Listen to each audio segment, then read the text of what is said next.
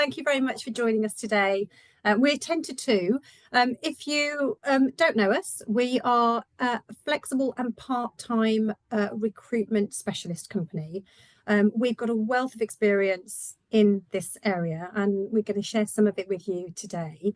We work with a lot of typically sort of SME-sized businesses who don't naturally have a talent acquisition team, or might only undertake their own recruiting infrequently, and we often hold their hands and work with them. So we've sort of compiled these slides today just to share some of that knowledge and help you. We'll follow up with a copy of the slides, so you don't need to be writing too much down. I'm Tracy Adams. I'm one of the directors here. I'm just the co-host, just introducing to Joe, who's going to do all the hard work, but I'll keep on top of the questions. If you've got any questions, pop them in the Q&A box at the bottom and I'll try and answer them throughout, or we'll do it at the end. We've got 30 minutes and then some added time for questions. So without further ado, I'm just going to introduce you to Joe and hand you over to Joe Gregory, who is my lovely colleague over there and who's going to start the presentation. Off you go, Joe. Thank you so much, Tracy. Apologies in advance. I have a little bit of a cold, so if I sneeze at you, please don't take it personally. Today, as Tracy said, is really just a whistle-stop tour through the very basics of recruiting. We work with startups, SMEs, some businesses who are recruiting for the very first time, some individuals within businesses who are recruiting for the first time. So this is really going back to basics and thinking about the core stages of a recruitment process, with an added layer of focus, if you like, on flexibility and part-time, because hopefully that's one of the reasons that you're here. So please do pipe up with any questions. We've got a Q&A box ready and waiting, and Tracy will either be able to answer those while I'm talking or interject, or we can address them at the end. So hopefully some of this will be meaningful for you and you'll have some useful takeaways. Oh, now my machine isn't working. There we go. So just a quick run through of the agenda. We're going to go through some terminology. There are different words that mean different things. So just to give you a very, very rough overview of what those words mean in relation to employment, because you might hear a lot of different terminology throughout the recruitment process. Why part-time? Obviously, we've got to get a plug in there for part-time, but there are lots of justifiable reasons as to why you might want to consider part-time employees. The job description, which is your core kind of document, if you like, throughout the recruitment process, routes to market, the interview process, securing your preferred candidate, onboarding, and then we'll close. So as you can see, there's a lot in terms of process, but we are cherry picking the kind of core takeaways, if you like, from each of those different areas. We do run a number of webinars, and we do have webinars that will go into some of these in a lot more detail. And obviously Tracy and I and the rest of the team are available if you've got any specific situations that you'd like to speak with us about.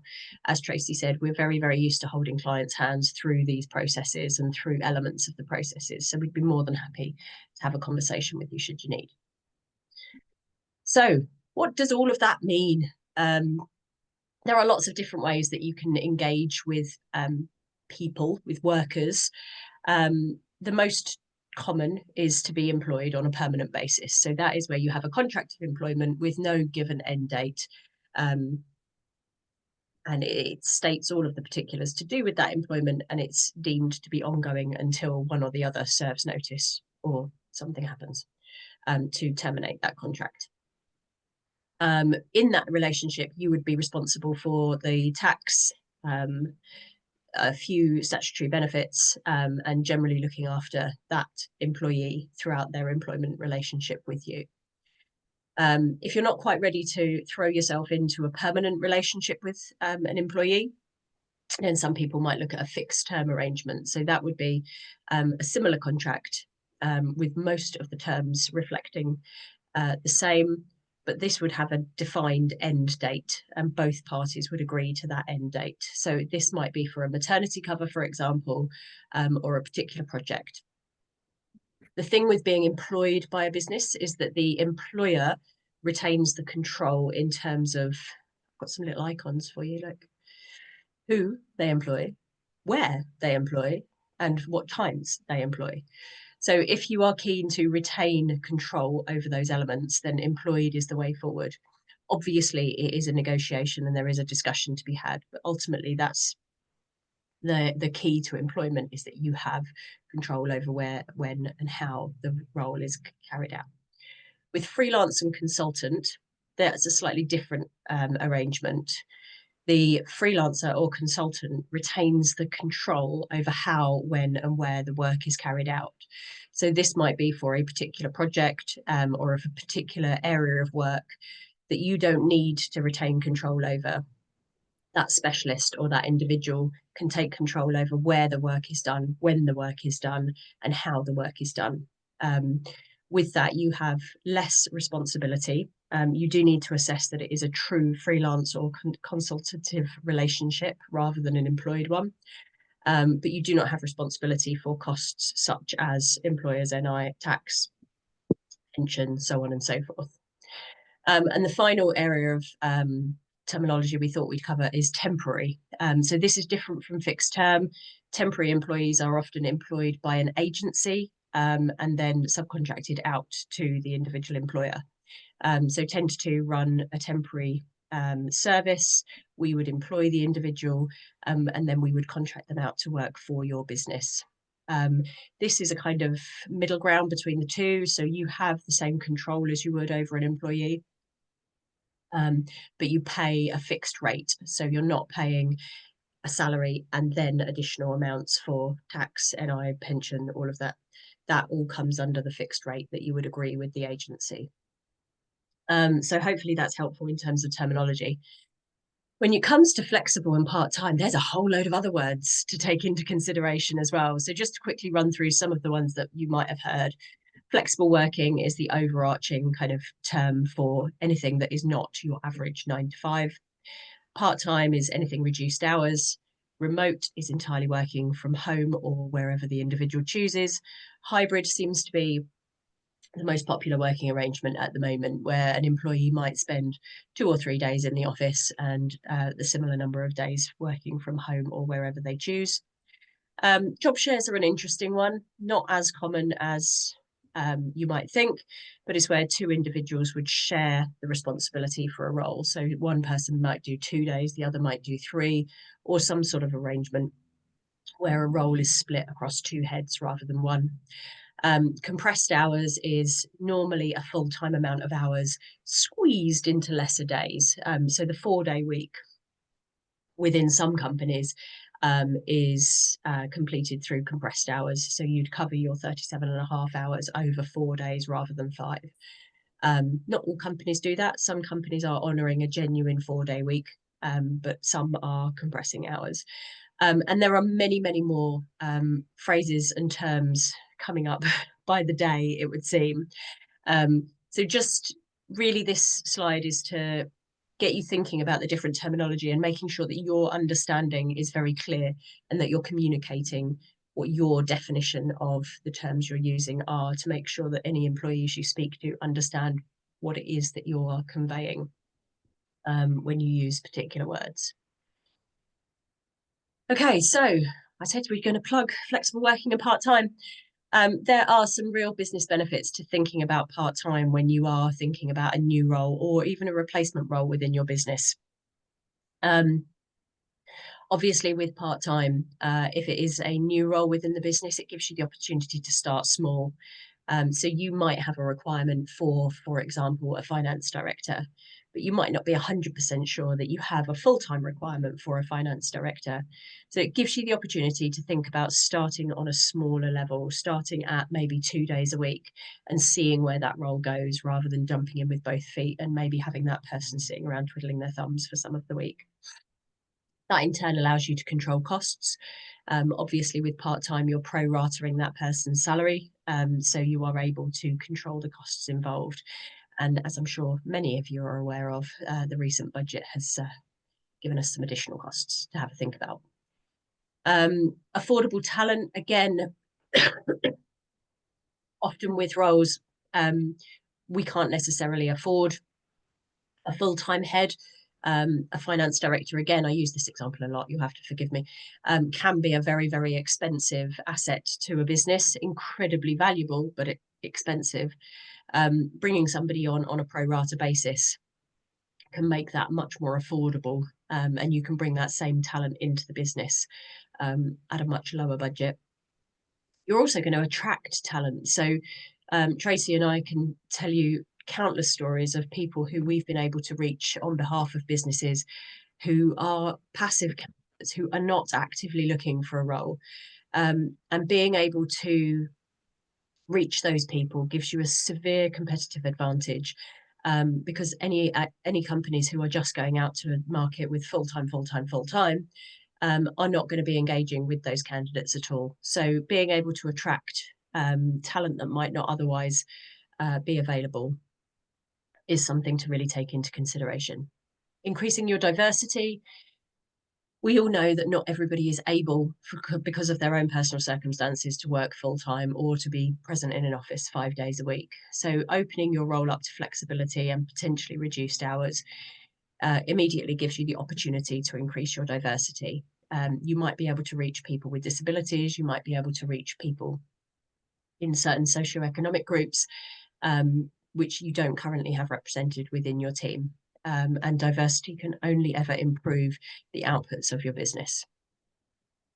Improve retention. There are all sorts of anecdotal and studied stories to show that offering flexibility and reduced hours for those who need it can improve retention. And it goes hand in hand with the final point, happier workforce. Happier workforce don't tend to leave. And we, again, have got untold anecdotal evidence that a flexible workforce is a happier workforce. So just some stats to reinforce what we've been talking about. I'll pick out a couple that I like from this. 76% of employees are more likely to apply for a role if there are flexible hours. That is a huge percentage of additional people that you're reaching and getting the applications through from, if you are able to advertise flexibility within your organisation. A lot of the time, this won't just be relating to reduced hours. This is people having a bit more autonomy over what time they might start work or what time they might finish work. And sometimes it can be as little as half an hour's difference, will allow them to fulfill any external responsibilities that they have, or just lead a more balanced life. So lots and lots of businesses are stepping away from the very fixed 9 until 5, or more likely 9 until 6 models, and allowing employees to have a little bit more autonomy over those start and finish times. And the other one that I really like is that 37% of full-time workers would consider working part-time in the future. Anyone out there who has or does work full-time, we all know that we lust after part-time. But on a serious note, there are a lot of people out there working full-time at the moment. Again, a lot of candidates who are registered with us, who are registered because they are really keen to work part-time to give them better balance, or to allow them to be more present in other areas of their lives. So again, thinking about offering reduced hours or part-time as an option can open up new talent pools for you. And as you can see by those statistics, they're quite significant proportions of the populace. So getting on to the actual recruitment process itself. Once you've given some thought as to whether you can offer flexibility, and we appreciate that not every role can allow reduced hours or flexibility, but trying to give it as much consideration as possible, you really need to get that job design and job description together. And this will really drive your process moving forward, and will be your core document that you'll refer back to throughout the recruitment process and throughout that individual's engagement with you. So first off, what does ideal look like? We all want to start, shooting for the stars. What does that ideal candidate look like? What skills do they have? What experience do they have? What are their kind of characteristics? What can you get for your budget? Is your budget enough to bring on board that full-time FD? If not, are we going to reduce the caliber of the candidate or the standing of the role, or are we going to reduce the number of hours that they're engaged with the company? What will work best in the existing team? What other skills and experience do you have within that team who might be able to take on some of what you're looking for? What characteristics are going to complement the team? What skills gaps do you have within that team already? Think holistically when putting together that role outline. Don't just think about, replacing that person like for like, or thinking about that person in isolation. Try to consider everybody else within the organization, and that can be external stakeholders as well if you're a small business. What does my succession plan look like, and how does this role fit in? Where's the business going? What is this role going to look like in 2 years? What's it going to look like in 5 years? Not just, again, in isolation, but in comparison to the rest of the team, in comparison to your hopes and dreams for the business. Where is this individual going to go? It's a very, very commonly asked question in the recruitment process by candidates is, what is the progression available for this role? And you need to be able to give a really convincing answer for that. Have I thought outside the box? Have you thought about different ways that you can fill any of the elements of this role? Again, thinking about the team, thinking about external providers. My favorite one here, do I really need full-time? Just to plug it again. Seriously thinking about whether you really do need somebody there 37 hours or whatever your standard full-time working hours is. Do I really need somebody that's senior? Are you actually overstretching with the role? It's really important that the job title reflects the level of the role, because otherwise you're going to confuse candidates and possibly get the wrong candidates applying for the role. So making sure that your role is appropriately pitched in terms of level and seniority. Can some tasks be allocated elsewhere? As we said before, making sure that you're thinking about your existing team, making sure that you're thinking about succession and development for them. It might be that you have a management accountant or even an accounts assistant who might be able to take on some of the areas that you're looking to fill, and they might just need a little bit of training, a little bit of hand-holding, allowing this more senior role to be part-time. And is it pitched at the right level to attract candidates? I think we've just covered that. Making sure that the role and the salary and the overall kind of holistic offering is relevant for the right candidates. It might be that you need to do a little bit of market research on this. It might be that you come and speak with us or another agency about what the market is requesting at the moment. And most agencies will be able to give you some feedback based on what they've seen recently, or maybe some salary surveys that are out there. So it's quite a big job, but it is a really, really important one to make sure that you're really getting this job design right. Because if this is right, and if you have really done the legwork, then the rest of the process is going to be much, much smoother. Okay. So once you've got your job spec, you are going to need to get it out there to try and attract candidates. And there are so many different ways that you can approach the market. So we thought we'd run through some of the most popular and just give you an idea of what they mean and what the impact on you might be. There is no right or wrong here. It very much depends on how much time and expertise you have to put into the process. So an agency, first of all, funnily enough. Ten2Two and lots of other agencies can be incredibly helpful with recruitment. If you are time poor, if you are skills poor when it comes to recruitment, they can do a lot of the upfront work for you, which normally includes advertising the roles in relevant places, shortlisting and doing first interviews of candidates, and supplying you with a shortlist, taking away a huge amount of work at the front end of that process. You do still need to be invested. You do still need to spend time with the agency, making sure that they really understand the needs of the role, talking them through that job spec, talking them through your thinking, making sure they understand the business.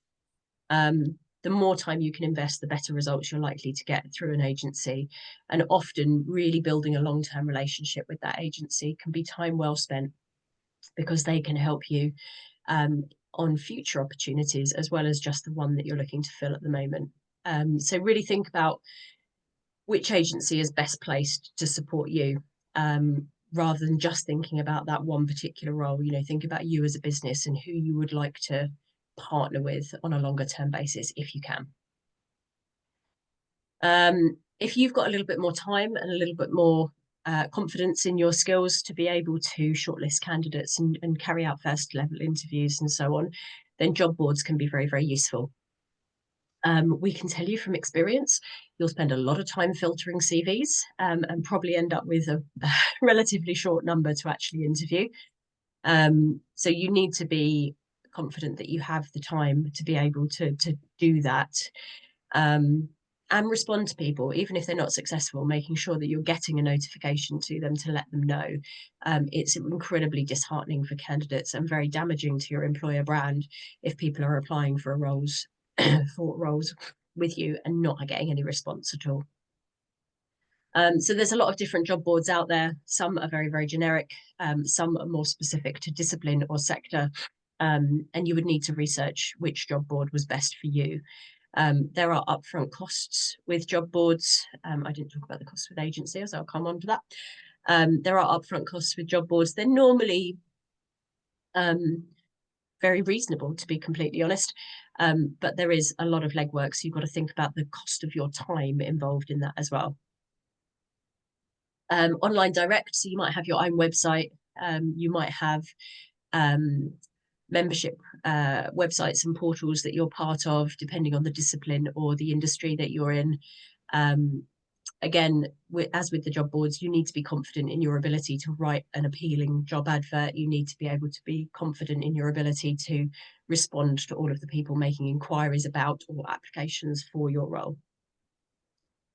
And then headhunting, and this is something you can do yourself, or again, you can engage an agency for. This is where you take a slightly more proactive approach and identify the candidates that you really want to work within your business and approach them. So you might do this through competitor analysis, you might do this through networking, or you might do this through an agency who specialise in headhunting, again, giving them as much information as you can about who and where and what are the details of this role. It can be a very different approach, but it can be an incredibly successful one. You do have to make sure that you don't burn any bridges within your sector when stealing employees away. And just coming back to the point on cost when it comes to agencies, most agencies, when you're working in the first box, offer a contingency service. So it's kind of like a no-win, no-fee lawyer. If we don't find you the person, you don't pay anything. We're not as slimy as no-win, no-fee lawyers, though, no offense. Headhunting models are normally a third on brief, a third on shortlist, and a third on placement. So there is a different cost involved with all of the different ways that you go to market. Online direct, if you're going through a membership group, the costs can sometimes be very, very high. Or if you're going through a discipline or industry specific publication or website, the costs can sometimes be quite high. So obviously cost is part to do with it. And balancing that with how much input you're going to need to give, how much time you're going to need to give is really important. A couple of other options that people have. So internal, again, looking at your own network, so your company website and your company socials.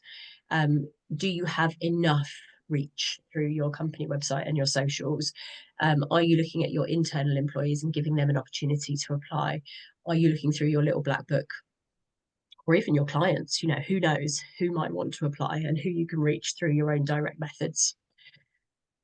And there we go, your contacts. So making sure that you're utilising your contacts. I cannot tell you how many people have secured roles at the school gates. It's amazing. It almost makes me tempted to go and hang out at the school gates and just work away there. It's weather anyway, not with a horrible cold, I'd scare people away. But making sure you're utilising your own contacts. So you can do that in addition to any of those things. But just talk to people, say that you're looking for somebody. You never know who's going to know someone. And I don't want to do 10-2 out of a fee, but it's always useful to go through that little black book, or even just, talk to a neighbour or talk to somebody who you know. You never know who they might be able to recommend. So those are your different routes to market and the implications that they have on your time and the level of kind of confidence you have in your skill in this area. So the interview process. So obviously, once you've got your shortlist together, you need to go through an interview process, and that can be very different depending on the company and depending on the role. So again, just to cherry pick a few bits and pieces from this, and this is something that we really find that we support clients with, is understanding what process they need to put in place, you know, what level of interviewing they need to do, what additional kind of tools they might want to bring into their interview process to ensure that they are confident they found the right person. So no matter what technology there is available, the face-to-face interview still is people's preferred method of interviewing. We don't think that we've seen anything that takes the place of sitting down with somebody and shaking them by the hand, or virtually kind of giving them a handshake if you're doing all of your interviewing via Zoom or similar. Things to take into consideration: level of the role. So if you are interviewing, I'm going to use the FD example again, FDs, you might want to think about who is going to be in that interview from your side. It might not be appropriate to have the receptionist conducting the interviews. It might be more appropriate to have your MD or your CEO involved. You need to think about the level of questioning and making sure that the questions are appropriate for a candidate of that level.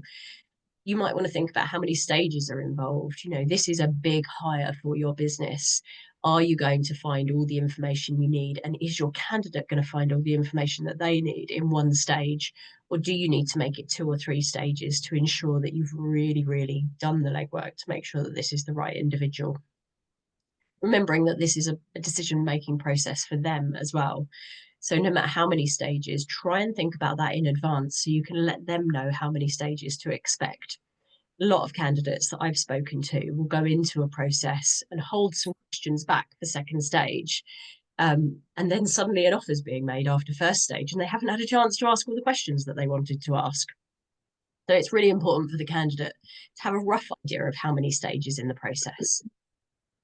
Have your candidates been pre-screened? So have you gone through an agency? Have they already been through one round of interview with the agency? Has the agency provided you with a kind of outline of what that pre-screening looked like and the information that they were able to obtain during that pre-screening? That can be really, really useful because it can help guide you as to the types of questions that you still need to cover off. You do need to make sure that your questions are there or thereabouts the same across the people that you're interviewing. But sometimes there are going to be specific questions given people's specific experience. So don't worry if there are some specifics that you need to explore for particular candidates. Just try and make sure that as much as possible, you're sticking to the relatively same script. Number of people in the interview. It's useful to have a couple. Try not to have 6. It's a bit scary. It can be useful for you to have 2 people, one to take notes and one to ask the questions, maybe, or you can tag team through the process. It's just useful to make sure that you've got somebody checking for any unconscious bias, making sure that you've got someone to run things over with afterwards, making sure you've got someone who might remember parts of the conversation that you've forgotten. You know, you can get very involved in these interviews and step away and not necessarily remember the detail. So if you can, try and find somebody to be in the interview with you. If this is your first hire and it's number 2 in the business, then that might not be another employee, can't be another employee. You might have an external stakeholder who you really trust and really value the opinion of. Bring them involved, you know, make them involved. You might have a virtual assistant who you can call on to do some note taking. You know, just think about who is a trusted person in your business life who you can rely on to be part of that interview process. Here we go. The format of the interview is really important. And again, trying to make sure that the candidates know what to expect. So, you know, is it going to be a panel interview? Are there going to be more than 2 of you doing the interviewing? Is it going to be a structured interview or more of a chat? Is there going to be testing involved? And this is coming on to the final point. Make sure that candidates know in advance so there are no nasty surprises for them when they step in the door. they are going to be nervous enough. They don't need other things to suddenly throw them. And you're actually going to get the best out of them if they are as calm and relaxed and prepared as possible. So the days of trying to trip candidates up and, you know, trying to see how they respond under pressure and all of that, it's not a current way of interviewing. We find that employers get the best results the more open they can be. So much so, I mean, I'm sure lots of you have heard about John Lewis's current approach, where they'll send their interview questions out to employees ahead of time. There's some controversy over that, but I can definitely see the benefits of people having a chance to think about their answers in advance of coming into the interview room. And again, if you think about the amount of neurodiversity that is being talked about, it may really help certain people within society to have that forewarning of the questions that they're going to be asked. We're going to come on to testing, but if you want to include testing, think about the test being relevant for the person involved. So an accounts assistant doing an Excel test, absolutely fine. A receptionist doing an Excel test, maybe not quite so relevant. You might need to think about whether that's really a skill that they need for the role. So just make sure that it's relevant for the role and that it's going to give you some valuable information to help your decision making. Don't just throw a test in there for the sake of things. You know, make sure that it is going to actually help you to make the decision. And you can let them know that it's not the only deciding factor. It's part of a wider picture that you're drawing of the candidates who you're meeting. Yeah. We've got just under 10 minutes left, Jo. Oh, sorry, I've been talking too much. Typical interview structure. Just again, this slide hopefully just reinforces the fact that this is a two-way thing. So we normally find that around 45 minutes or so is an absolutely perfect amount of time for an interview. Anything more than an hour, people are probably talking a bit too much. Anything less than half an hour, people probably aren't talking enough. That's a general guide. We would suggest that you start off obviously making sure that the person is comfortable. If you have a remote interview, one really interesting bit of feedback that we've had on remote interviews is that the valuable time between the lift and the meeting room disappears. So maybe build that back into your online interview process and just spend a little bit of time chit-chatting. You know, ask them how their day's been. If it's a Monday, ask them how the weekend was. You know, just try and make them feel a bit more at ease. We would suggest that you spend the first few minutes of the interview explaining and describing the role and the company if you can, to just give them a bit of background to make sure that any job description that they have absorbed or information they've had from an agency is correct and reflected again so that they've got that fresh information. You then go into the kind of meat of the job, so that's ask, probe and listen. So you'll have your set questions or questions that you would like to ask that individual. You might need to probe a little bit. They might not be able to give you as deep an answer as you like after the first question. So make sure that you've got follow-on questions to really extrapolate that information from them. And make sure that you're listening, that you're giving them a chance to really answer. And again, that's where a note taker can come in handy. Measurement, we're not going to go into that in this webinar because we don't have time, but finding a way of measuring your candidates so that you've got real justification as to why one performed better than another, for example, can be very useful and help you in your decision making, can also give you backup should anybody come to ask for feedback or reasons why. Take notes, as we said, if you can't do it yourself, bring somebody else in who can take notes on your behalf. And make sure to give the candidate the floor. So make sure that there is a time for the candidate to be able to ask questions, because this is a process for them as much as it is for you. Candidates sometimes get very nervous and will say that they don't have any questions. So also opening up your email inbox or referring them back to the agency if they think of questions when they come out of the meeting room. We all know what it's like to step out of a room and go, oh, I should have asked.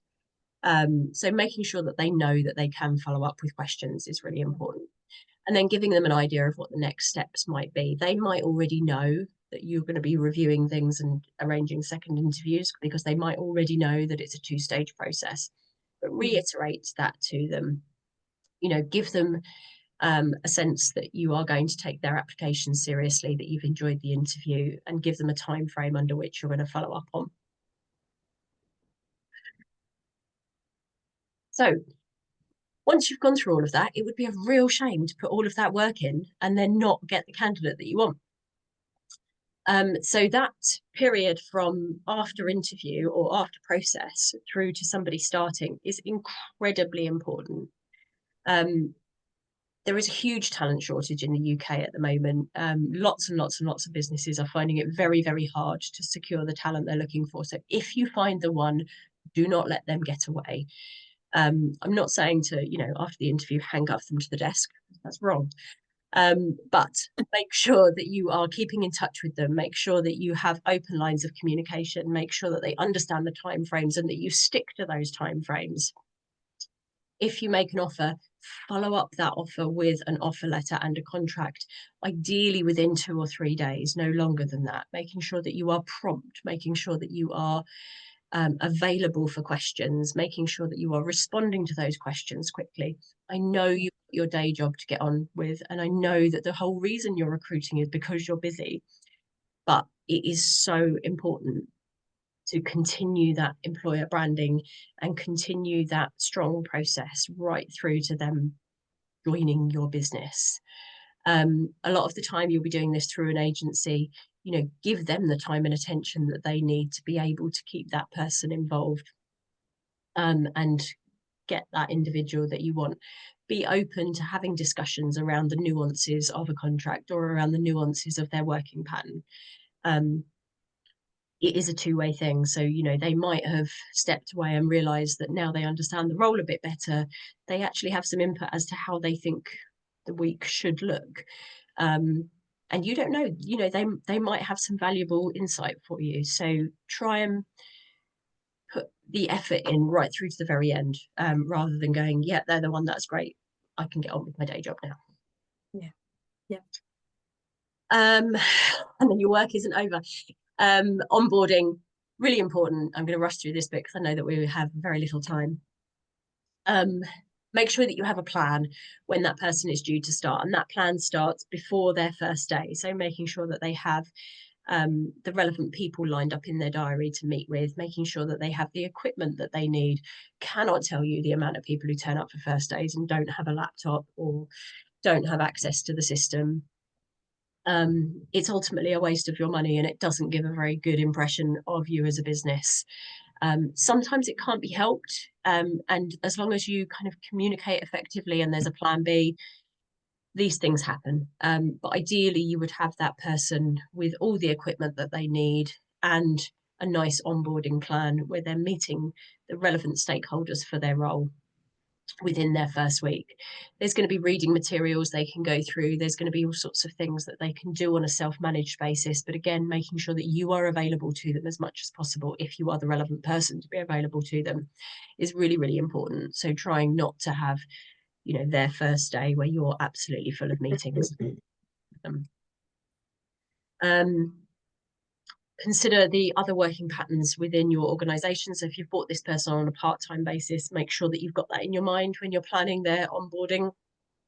If filling their diary up from 9 until 5 when they work 10 until 2 is not going to be appreciated on their first day. And thinking about things like what your expectations are of them throughout their probation period, and making sure that you're having those conversations nice and early in the relationship as well. Maybe not on first day, but scoping that out so that they've got regular check-ins with you throughout their probation period, and regular check-ins with maybe somebody who can act as a mentor or someone who can act as a shoulder for them to lean on throughout that initial period is really, really valuable. So the planning and the delivery of that onboarding process is incredibly important. And again, as it would be a shame to lose them before them starting, it would be a real shame to lose them throughout or soon after their probation period, because you do put a lot of energy into getting them set up for success, and that's what you want. This is a lovely slide with some of the comments. And thank you. Well done, Jo. My goodness. we haven't got time for any questions, but I will follow up afterwards with a couple of questions we've had, but I can follow up directly afterwards. But thank you, Jo, for ploughing through. I was all ready to jump in. I didn't know you were going to make it. Well, that's all we've got time for. Thank you for joining us. I hope you found it useful. We will, of course, be following up with a link to the copy of this so that you can go back over it when you need to. Just please allow a day or so for that to come through. But that's it for now. So thank you very much for joining us.